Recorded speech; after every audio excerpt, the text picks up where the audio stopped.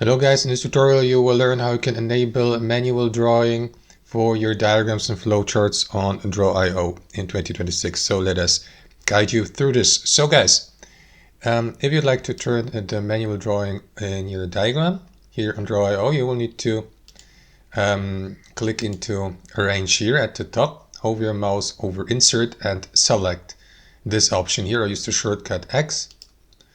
And after that, you will be given the opportunity to draw, for example, with a specific brush. You may adjust the thickness, for example, here, and use your mouse cursor to draw by hand. Now, if I decrease the brush weight, it will look like this.